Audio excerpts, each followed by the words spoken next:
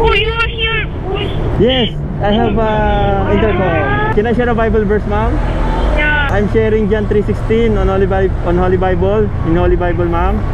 Oh, yeah, For God so loved the world that He gave His only begotten Son, so that whoever believes in Him shall not perish but have eternal life.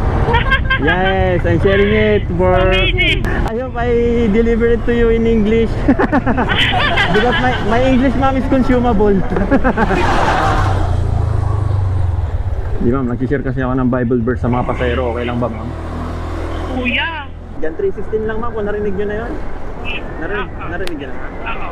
For God so loved the world that He gave His only begotten Son, that whoever believes in Him shall not perish but have eternal life. As we are, inibig niya tayo kahit may mga pagkakamali tayo, pagkukulang, imperfection, inibig niya tayong lahat. Ang magandang balita doon, yun nga, ibinigay niya yung kanyang bugtong na anak, that He gave His only begotten Son. Sino ba yung nag-iisang anak, ma'am, ng Diyos? Jesus. Jesus! Yun, thank you, ma'am. Siya yung nagpakapako sa krus, namatay, diba? Para sa kasalanan natin.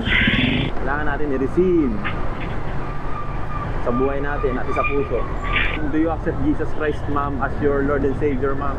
Oh, what? Yes, thank you, ma'am. Yun na, tapos na. Ayoko na. Hindi pwedeng hindi. Hindi pwedeng hindi. Wow, ang sarap naman ng pakinggan, ma'am. Hindi pwedeng hindi. The Bible verse, for God so loved the world that He gave His only begotten Son, that whoever believes in Him shall not perish but have eternal life. What did Jesus do? He died on the cross to save us from our sins. And what are we gonna do? We have to believe, or we have to acknowledge His sacrifice for us to save us from our sins, and we have to accept Jesus Christ as Lord and Savior.